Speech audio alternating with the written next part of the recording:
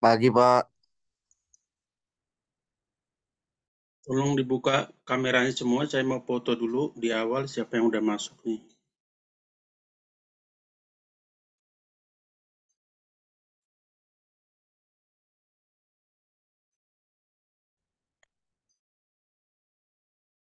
Semua buka kameranya, di-on kan.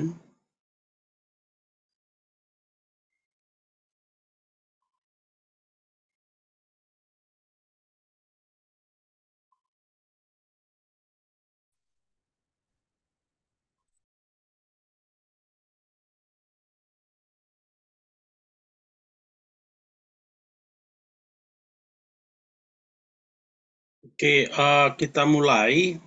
Kemarin kita udah UTS, saya belum karena di SSO belum buka, belum bisa kita input. Cuma ada beberapa yang mau saya katakan mengenai UTS-nya. Sebenarnya mudah-mudah aja sih, apa namanya soalnya ya. Cuma kadang-kadang ada tulisannya, saya minta tulis tangan, ada yang diketik. Saya minta tulisannya agak besar, ada yang sangat kecil-kecil dengan tinta yang tidak begitu jelas karena kalau udah di SSO kadang-kadang nggak terbaca gitu. Itu aja. Jadi diharapkan nanti kalau ada tugas, ya tugas juga sampai beberapa kali saya tanya ya, mungkin saya nggak tahu. Katanya udah kirim tapi saya nggak terima, tapi banyak juga yang saya terima gitu. Jadi minta tolong nanti kalau ada tugas dikerjakan on time. Baik, kita akan mulai. Sebelum kita mulai, ada baiknya kita berdoa. Kita berdoa sesuai dengan agama dan kepercayaan kita. Berdoa dimulai.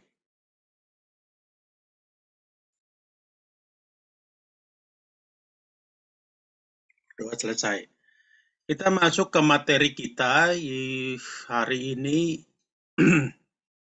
mengenai kargo konsol ya. Konsolidasi. Ada yang tahu nggak artinya konsolidasi? Kalau partai biasanya kan ada konsolidasi, artinya apa itu? Konsolidasi partai.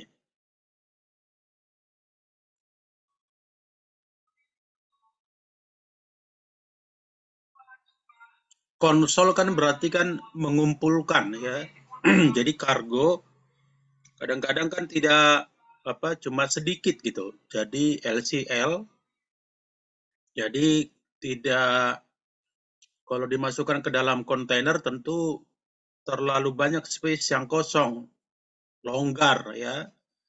Jadi akhirnya nanti barang LCL itu, barang yang kecil-kecil itu mungkin ada 1 kubik, ada yang 5 kubik, ada yang 3 kubik dari beberapa perusahaan itu dikumpulkan. Sampai dia muat di dalam satu kontainer gitu, sampai dia bisa umpamanya kalau dia ada 25, 26 kubik bisa 120 kontainer yang pendek atau kalau dia banyak bisa menggunakan kontainer 40 ya, 40 atau 40 high cube. Nah, tentu nanti kita akan menagih kepada customer biaya-biaya ocean freight, CFS charge dan lain-lain itu adalah sebagai LCL. Ya, umpamanya ke Jerman itu bisa 1 kubik itu $70 ya, bisa $65. Dan keuntungan dari LCL itu umpamanya bisa kita tagih minimum 2 kubik atau minimum 3 kubik. Padahal barangnya mungkin cuma 0,5 kubik, tapi kita bisa tagih 2 kubik minimum atau 3 kubik itu tergantung perusahaannya. Ya, ada kebijakan perusahaan. Sama kalau kamu atau kita mengirim entah itu lewat pos, lewat tiki, lewat kurir. Mungkin kita yang kita kirim gitu berupa surat atau apa itu paling cuma 2 ons gitu ya. Ya, cuma berapa gram gitulah ya. Totalnya nanti dari pihak kurirnya itu tagihnya minimum 500 gram atau setengah kilo gitu. Jadi ada minimum dan itu menjadi keuntungan bagi perusahaan kurir atau perusahaan logistik karena kalau umpamanya tadi ke Jerman kita punya 140 kontainer ya, barang dimasukkan umpamanya totalnya 55 kubik dengan 10 shipper, 10 eksportir dalam satu kontainer. Nah, kita bayar ke pelayaran itu tentu bukan LCL tapi 140, satu kontainer. Itu yang kita bayar ke perusahaan ya, ke pelayaran. Tapi kita tagih ke shipper sebagai LCL. Kalau ada 10 perusahaan berarti kita tagih ke 10 perusahaan masing-masing. Ya, tadi keuntungannya bisa karena ada minimumnya. Minimum umpamanya 2 kubik contohnya ya. Ocean freight-nya, CFS charge-nya, dan lain-lain ya. Jadi itu menjadi keuntungan. Cuma hati-hati juga, kadang-kadang ternyata barang tidak cukup gitu ya. Barang umpamanya kita udah tarik kontainer 140 yang panjang, ternyata barang yang masuk itu cuma 15 kubik, padahal kan bisa 59 kubik gitu loh. Masih kurang 30 kubik. Ya, kalau cuma 15 kubik kan bisa menggunakan kontainer yang pendek. Itu juga masih rugi. Kenapa? Kontainer pendek atau 20 itu bisa muat 29 kubik. Kalau cuma masuk 15 kubik, nanti kita bisa rugi gitu ya. Karena aturannya kita tagih banyak jadi sedikit. Jadi sekarang dibuat kebijakannya bahwa freight forwarder atau konsolidator itu dia hanya mau tarik kontainer setelah barang masuk di gudang. Ya, jadi dia tahu berapa sih total volume, total measurement barang yang ada di gudang. Karena kadang-kadang ada janji, oh iya Pak, saya ada kargo nih, saya mau ada 15 kubik gitu. Totalnya di hari H tidak nongol. Kan bisa aja umpamanya produksinya ternyata ada yang reject, produksinya ada yang ditolak dan lain-lain, mungkin oleh QC-nya ya.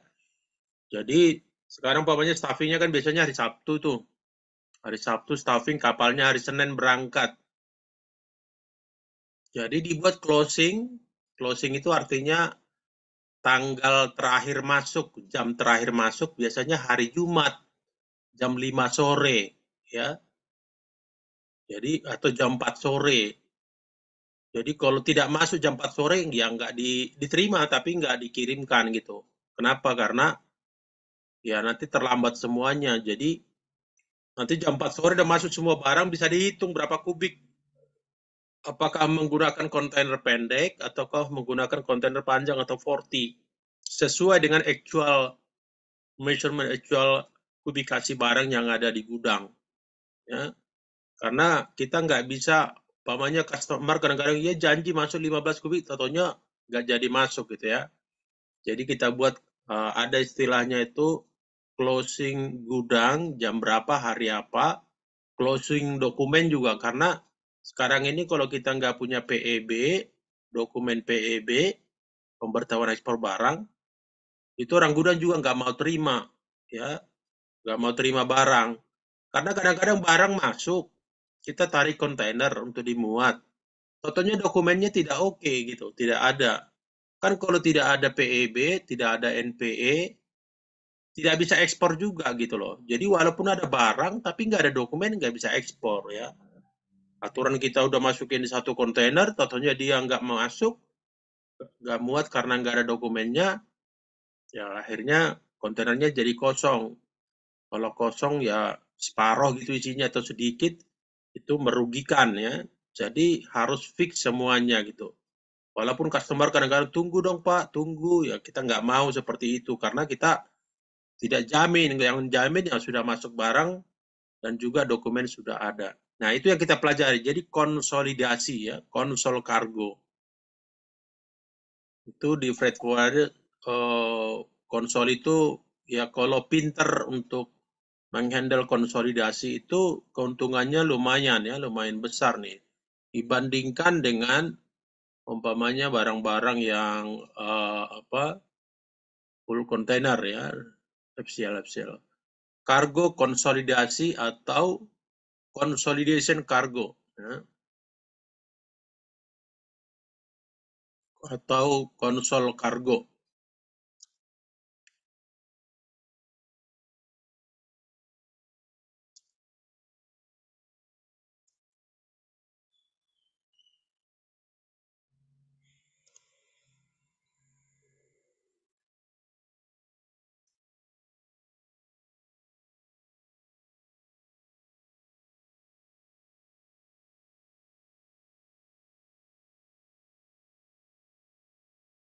Hang ini komputernya.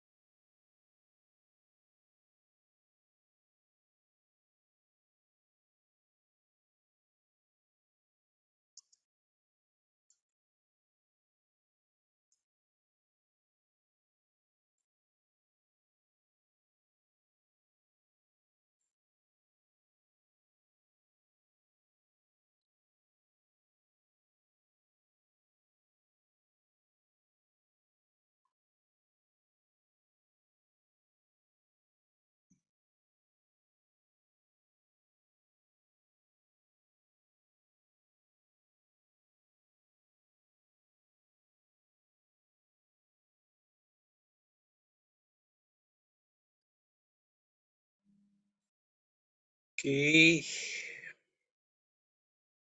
pengertian consolidation ya, pengertiannya.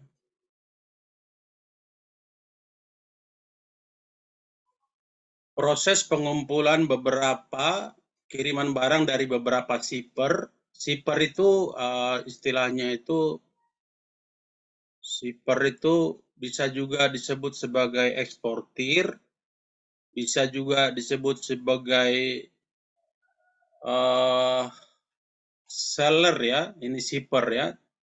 Itu istilahnya yang eksportir, pengirim barang. Di dalam logistik atau freight forwarder umumnya disebut dengan shipper.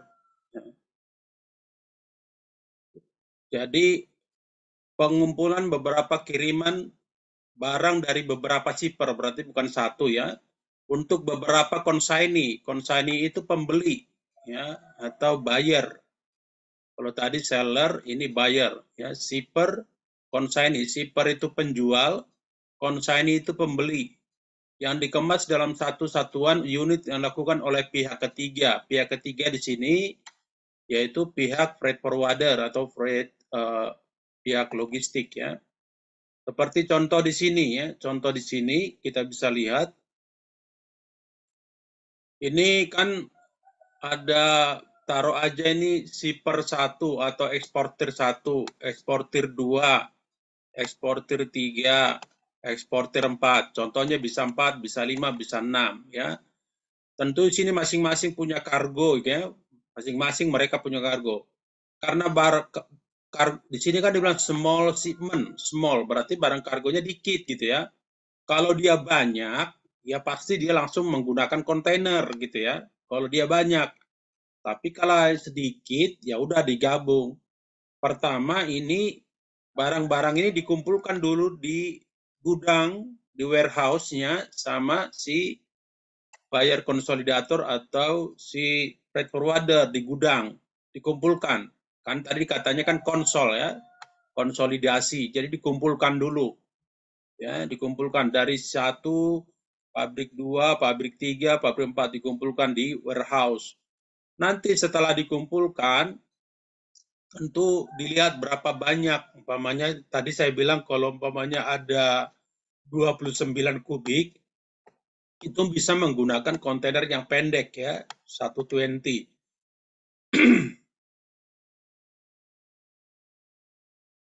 Tapi kalau banyak, umpamanya ada 55 kubik, 59 kubik bisa kontainer yang panjang 140, atau kalau lebih dari situ bisa juga menggunakan kontainer yang 40 high cube, high HC, ada yang tulis HC ya, high cube. High cube itu biasanya lebih tinggi dari kontainer yang standar ya. Ada yang nulis HC, high cube, tapi ada juga yang nulis high cube-nya seperti ini ya, sama ini. Biasanya lebih tinggi 12,5% dari yang 40 standar ya. Jadi semua ini barang dikumpulkan dulu di gudangnya freight forwarder. Nah, pertanyaannya kenapa harus di freight forwarder? Karena ini yang punya izin untuk konsol.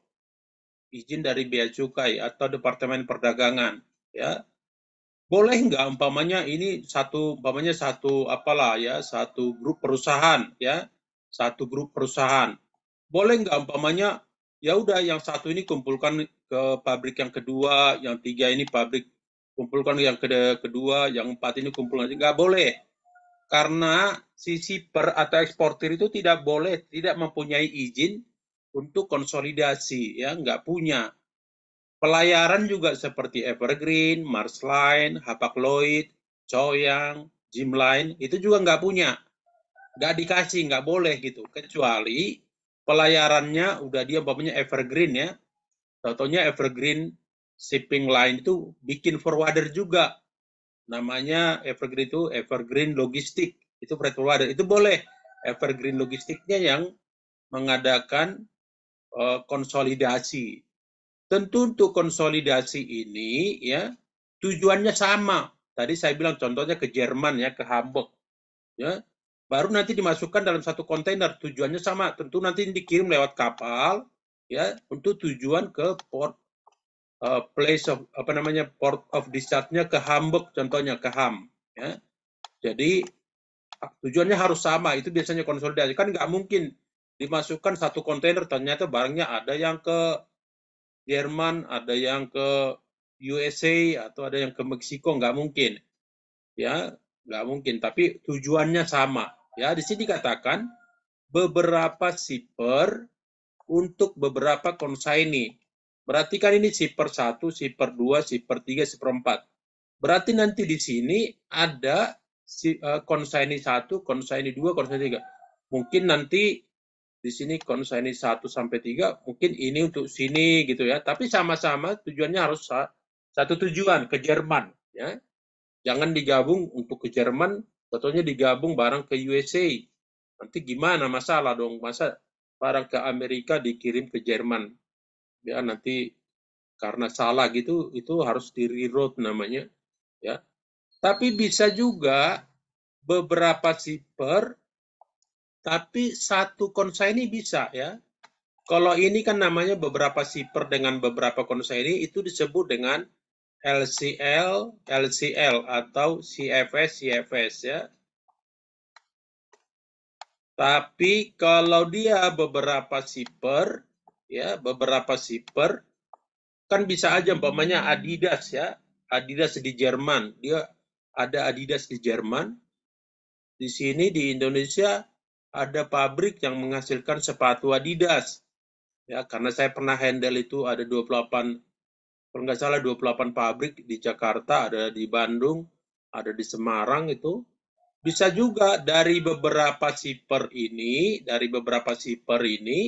dikirim bukan untuk beberapa konsignee, tapi satu konsignee.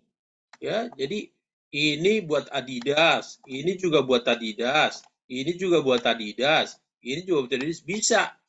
Jadi nggak selalu beberapa shipper untuk beberapa konsignee, bisa juga beberapa shipper untuk satu konsignee. Nah, kalau tadi beberapa shipper dengan beberapa konsignee disebut dengan LCL, LCL, kalau beberapa shipper untuk satu konsignee disebut LCL, FCL, full container load. Ya, itu perbedaannya.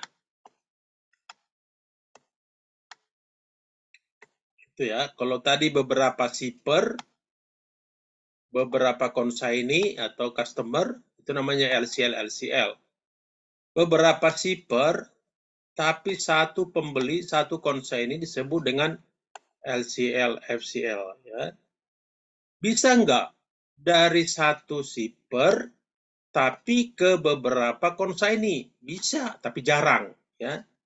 Jarang. Umpamanya, oh, dari satu shipper, umpamanya dari pabrik A ini, nomor satu ini, contohnya sampai nanti di Jerman ada barang itu buat Adidas, ada barangnya buat Reebok, ada barangnya buat yang lain lah, macam-macam, Nike dan gitu. Tapi jarang seperti itu, jarang lah, saya belum pernah menemukan, tapi bisa gitu ya. Itu namanya, kalau tadi beberapa shipper, beberapa konsignee disebut LCL, LCL, beberapa shipper, satu konsignee disebut LCL, FCL. Kalau satu shipper beberapa consignee disebut dengan FCL, LCL. Nah, itu dibalik jadinya LCL. FCL itu full container load, berarti satu kontainer. LCL itu less container load, cuma beberapa kubik. Ya. Itu pengertiannya, konsolidasi. Tentu ini biasanya gudang itu biasanya ini banyaknya di daerah Tanjung Priuk, ya, di pelabuhan. Ada yang di Marunda, ada yang di Cakung, macam-macam, daerah Ancol, ya. Karena dia lebih dekat ke pelabuhan Tanjung Priuk. Jadi tadi kan saya bilang di awal bisa staffingnya hari Sabtu. Hari Sabtu nanti kapalnya hari Senin. Closingnya juga bisa itu hari Minggu, jadi bisa dikejar Sabtu malam udah dimasukkan ke kapal. Ya, seperti itu. Gimana, paham nggak ya? Ada pertanyaan, Kak? Lanjut, Pak, lanjut. Bahasanya ngerti nggak ya? Maksud saya terlalu gimana? Apa terlalu nggak ya? Bisa ya, kita lanjut ya. Oke, kita lanjut. Ini juga sama tadi ya, sama.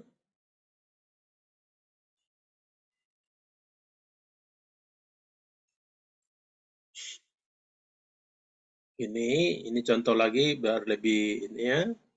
Tadi dari shipper 1 atau eksportir 1, kan ditulis ini. Shipper send cargo to agent warehouse or agent to pick up the cargo. Jadi umpamanya di sini gudang kan, gudang di Tanjung Priok umpamanya gudangnya freight forwarder. Si shipper bisa kirim ke sini. Tapi kadang-kadang shipper juga bilang, ambil aja lah dari gudang kita. Jadi kita orang logistik, orang forwarder yang menyiapkan truk gitu. Kita pick up bisa, ya. Dokumen kadang-kadang mereka nggak siapkan, udahlah forwarder yang buat. Bisa, kita bisa semua, ya. Bahkan kadang-kadang mereka minta packing juga, kargonya udah siap tapi nggak ada packing. Kita bawa karton, kita bawa entah box, kita bisa. Fumigasi juga bisa semua. Forwarder itu biasanya bisa, hampir semua bisa ya. Bisa kita pick up. Nah, ini yang pertama. Yang kedua shipper, yang kan ada di shipper 1, ya, shipper 2, shipper 3, bisa mau 10 masih ada ya. Ini dari pabrik-pabrik ini dikirim semua ke gudang ya, ke gudang. Nanti di gudang, dimasukin di gudang seperti ini. Ini, ya, masukin ke gudang, dibongkar. Kita tentu tarik kontainer sesuai berapa volumenya barang, berapa kubik. Kalau barangnya banyak, ya mungkin aja kita tarik sampai 5 kontainer. Tapi kalau barangnya cuma dikit, tujuannya tadi sama ya. Kecuali gateway, ada gateway, saya nggak usah jelasin dulu itu, karena agak complicated. Tujuannya sama, kalau dia ke Shanghai, yuk masukin barang Shanghai semua gitu ya. Atau tujuannya ke Hong Kong, masukin Hong Kong. Jangan digabung Shanghai sama Hong Kong gitu, jangan. Tapi memang ada beberapa yang digabung, umpamanya kami pernah gabung barang ke Rotterdam. Tujuannya Rotterdam. Tapi sebagian barang itu bisa ditembus ke Düsseldorf. Düsseldorf itu di Jerman, ya. Jadi pelabuhan, tapi bisa lewat pelabuhan di Rotterdam. Düsseldorf. Jadi nggak lewat Hamburg, ya. Hamburg kan Jerman. Nggak lewat Bremen, tapi lewat lewat Rotterdam, ya. Rotterdam. Umpamanya Cirebon kan nggak ada pelabuhan di Cirebon. Cirebon itu kan bisa lewat Jakarta kan. Cirebon itu bisa juga lewat Semarang gitu ya. Jadi itu juga sama, Düsseldorf walaupun beda negara, dia Düsseldorf itu di Jerman, tapi bisa kargo lewat dari Rotterdam, dari Belanda ya. Nanti dimuat, setelah dimuat diapain? Ya tentu agent to pick up cargo per PO number and load into container ya. Ini baru masukin ke dalam kontainer, tentu dikirim kemana? Ke pelabuhan. Container transfer to CY. CY itu artinya container yard. Yard itu halaman ya. Kayak halaman lah, kayak lapangan kontainer gitu ya. Di pelabuhan. Sini, nanti pelabuhan Tanjung Priok umpamanya di sini. Baru nanti dimuat ke kapal. Setelah sampai di tujuan, umpamanya tadi ternyata sampai di Rotterdam atau di Hamburg, nanti bisa custom clearance baru dikirim ke satu konsignee. Ini satu konsignee. Padahal itu dari 3 ya. 1, 2, 3. Di sini udah disatukan dalam satu kontainer, dikirim dalam satu truk, dimasukkan ke satu kapal atau vessel, masukkan, baru dikirim ke satu consignee. Tulis ini, container deliver to consignee or to distribution center by agent overseas. Biasanya agent kita kan ada di worldwide, seluruh dunia, global. Bisa dia urus semua nanti sampai ke sana ya. Jadi itu perlunya sebuah freight forwarder itu mempunyai agent di luar negeri. Jadi kita bisa komunikasi ya. Kita komunikasikan dari saya ini sekarang hari Senin besok ini saya ada kirim barang dari dari Dan Mogot. Dan Mogot saya juga bingung itu mesin wafer ya. Mesin wafer dari Dan Mogot tujuannya ke Karachi. Mesinnya baru gitu loh. Saya juga bingung kenapa Indonesia berarti udah bisa bikin mesin kali. 240 high cube yang panjang itu. Saya dapat harga itu dari dua pelayaran yang murah, KMTC sama Evergreen. Ya, KMTC sama Evergreen. Kemarin saya dapat dari Evergreen, saya pikir mereka bisa 2 kontainer. Ternyata kapalnya udah penuh, full. Kapal penuh mereka cuma kasih 1 kontainer. Sementara ini yang punya barang tadi di Jalan Dan Mogot, yang membuat mesin wafer ya, kayak roti lah atau kue-kue apa gitu, saya nggak tahu. Tapi dibilang wafer, pembuatan wafer gitu, itu baru gitu, mereka butuh 2 kontainer. Akhirnya saya cek lagi ke pelayaran lain, banyak yang ngasih ke saya harga, tapi mahal. Yang paling murah itu kasih 2 itu dari Evergreen sama KMTC. Apa kepanjangan KMTC itu perusahaan Korea ya, KMTC, Samudra Group. Nah, saya dapat. Baru tadi malam KMTC confirm bahwa dia punya space. Bisa kasih 2 kontainer high cube, kontainer panjang yang tinggi yang muat 65 kubik untuk memuat mesin. Nah, ternyata saya kira tadinya itu barangnya itu di Dan Mogot, ternyata enggak. Katanya dari Dan Mogot itu masih butuh perjalanan entah dari mana ya. Perjalanan mesin itu nanti dikirim ke Dan Mogot, kami kirim kontainer ke Dan Mogot yang kosong, baru dimuat di Dan Mogot ya. Saya rencana hari Senin tanggal 20 ya, Senin ya, 20 November ini. Jadi pagi-pagi kami sudah ambil kontainer nanti dari deponya di daerah di daerah Marunda. Nanti kami kirim ke Dan Mogot, Jalan Dan Mogot. Terus nanti orang itu juga orang Dan Mogot itu dia ambil barangnya sendiri, ya saya nggak tahu menggunakan truk atau apa. Hari Senin juga nanti ketemu di Dan Mogot, baru kita muat nanti ya. Itu ada 2 kontainer tujuannya ke Karachi. Karachi itu di Pakistan. Jadi saya ada 2 ini. Udah ketiga kali saya pernah juga kirim coklat dari Surabaya ke Pakistan untuk agent kami yang ada di sana. Nah seperti itu. Kalau ini kan FCL bukan LCL ya, tapi FCL. Nah FCL itu nggak perlu masuk ke gudang kita lagi ya, tapi kita kirim kontainer ke Dan Mogot nanti. Nah dari Dan Mogot nanti kami udah dikasih dokumennya, packing list, commercial invoice sudah dikasih, shipping instruction sudah dikasih. Jelas di situ siapa shippernya, siapa konsignee-nya, jumlah kontainernya 240 high cube, nanti kuantiti barangnya berapa, entah 10 mesin baru katanya, ada gross weight-nya, ada net weight-nya, ada tujuannya ke Karachi, ada port of loading-nya Tanjung Priok, Jakarta, semua lengkap dibuat itu, karena harus lengkap ya. Nanti kita akan issued BL juga, itu tujuannya ke Karachi. Dengan term-nya itu, term of shipment-nya itu, term saya ke KMTC tadi sebagai pelayaran itu prepaid. Prepaid berarti kan saya harus bayar dulu ya. Dikasih $1.000 per kontainer, $1.000 masih ada tambah THC, masih ada nambah dokumen fee, telek rilis juga ada, macam-macam, masih banyak cost-nya di sini ya. Ada juga biaya tracking karena kan kami ambil kontainer dari depo. Nanti kami kirim 2 kontainer yang kosong ke Dan Mogot. Kita bayar juga di depo itu nanti lift on lift off namanya, LOLO ya. LOLO itu singkatan dari lift on, lift kan mengangkat ya. lift on mengangkat kontainer ke atas truk, ya, menurunkan namanya lift off, menurunkan kontainer dari atas truk. Nanti kan kalau udah sampai di pelabuhan tadi ke kapal, itu namanya ada lift off.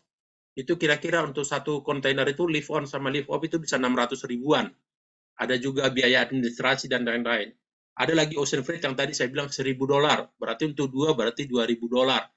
Nah, saya kan ke pelayaran tadi KMTC prepaid, berarti sebelum saya ambil dokumen dari pelayaran KMTC, itu nanti saya bayar dulu 2.000 plus plus macam-macam macamnya. Berarti $2.000 tambah sekian-sekian. Nanti saya dengan saya nggak tagih ke orang di Dan Mogot karena saya dapat ini ordernya dari agen kami yang ada di Pakistan. Nah, nanti saya akan tagih ke Pakistan.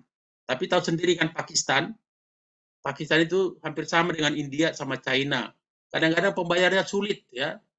Kadang-kadang dia janji sebulan, itu bisa 2 bulan, bisa 3 bulan gitu ya. Tapi karena itu sama-sama agent, ya kita udah saling percaya lah gitu. Padahal saya udah harus bayar di sini duluan, advance, apa ya namanya itu ya. Kayak kasih advance ya, advance itu. Padahal saya nanti kalau 2 kontainer aja udah $2.000, tambahin yang lain, taruhlah 2.500 ya. $2.500 kali 17 sekian udah bisa 40 jutaan, 30 jutaan. Saya udah bayar duluan di sini.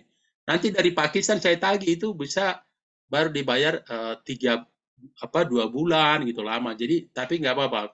Maksudnya kita membangun, saya bilang saya ambil profitnya kecil karena saya bilang saya ingin ini dari Dan Mogot ini dengan adanya shipment yang 2 kontainer ini, saya mau tanya sekaligus saya market ke mereka, ada nggak shipment yang lain gitu. Tentu ada ya pengiriman kan.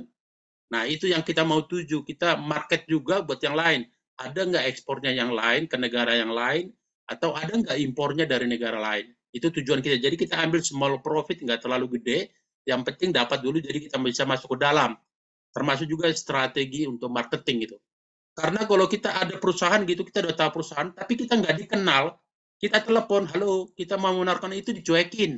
Ya, dicuekin. Tapi kalau sekarang kan kita udah kenal nih, namanya Ibu Maya, kita udah kenal, udah handle barang dari kemarin, udah komunikasi, kapan staffing, kapan diambil kontainer, kapan closing, segala macam. Nanti dengan itu kan karena udah kenal, kita bisa nanya, Bu, ada nggak sih ekspor yang lain? Nah, itu menjadi seperti apa ya, seperti pintu atau gate masuk ke dalam itu, seperti itu ya. Itu contohnya untuk FCL. Jadi tidak jauh beda FCL dengan LCL. Cuma kalau LCL itu dikirim barang dulu ke gudangnya freight forwarder. Kalau yang tadi dari Dan Mogot itu nggak ke gudang kami lagi, tapi langsung ke pelabuhan. Langsung dimasuk ke pelabuhan, langsung diurus kartu ekspornya, nanti bisa dimuat ke kapal. Seperti itu. Oke, kemudian kita lanjut. Nanti kalau mati, tolong disambung lagi ya. Jadi kita bisa sambung lagi. Ini tadi saya udah sebenarnya pengertiannya LCL ya, LCL dengan CFS itu sama ya. CFS ini kan container freight station ya. CFS, tapi ada juga bilang gudang itu CFS ya, karena bahasa barang masuk ke gudang itu disebut CFS. Jadi ada yang menyebut LCL, FCL, ada juga yang menyebut sini CFS, LCL ya. Sorry, CFS, FCL. FCL seperti itu. Oke. Ini tadi udah saya jelasin, jadi saya nggak usah lagi. Dampak positif dari konsolidasi. Apa sih? Kenapa? Apa? Bagi shipper mendapatkan tarif yang rendah, ya dong. Kalau dia cuma punya 10 kubik barang, ya kan bayarnya nanti LCL kan. Tapi kalau 10 kubik barang ditarik satu kontainer, kan rugi dia. Satu kontainer kan mahal. Tapi ada orang yang begitu, walaupun 10 kubik mungkin kargonya urgent, perlu, cepat. Jadi walaupun 10 kubik, udah nggak apa-apa, saya bayar katanya. Yang penting cepat nyampe gitu kan. Karena umumnya LCL itu lebih lama daripada FCL. Alasannya karena LCL dikirim dulu ke gudang. Nah, secara umum shipper yaitu mendapatkan keuntungan yaitu tarif yang lebih rendah. Bagi shipping line adalah tidak perlu menangani LCL. Ya, shipping line memang nggak menangani LCL. Yang menangani LCL itu adalah freight forwarder. Kecuali tadi, shipping line itu mempunyai freight forwarder sendiri. Tadi saya bilang contohnya Evergreen ya. Pelayan Evergreen itu mempunyai freight forwarder sendiri, baru itu dibuka, namanya Evergreen Logistik. Nah, itulah yang mengerjakan LCL. Bagi forwarder mendapatkan selisih freight dari jasa konsolidasi ya. Kalau ada shippernya 10, kita tagihkan ke 10 shipper. Tapi kita bayar ke pelayaran cuma 1 kontainer. Itu yang disebut dengan ada selisih freight. Freight itu apa? Ongkos. Ya, ocean freight, ongkos lewat laut. Air freight, ongkos lewat udara gitu. Ya, ongkos. Kalau kamu naik busway kan pakai kartu cek, itu kan ada ongkosnya. Jadi ongkos yang kita tagih ke shipper itu berdasarkan berapa shipper, sementara kita tagih ke pelayaran 1.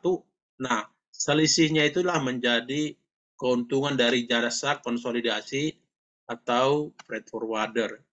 Sekali lagi kalau mati nanti kita sambung lagi ya, biar kita bisa tuntaskan.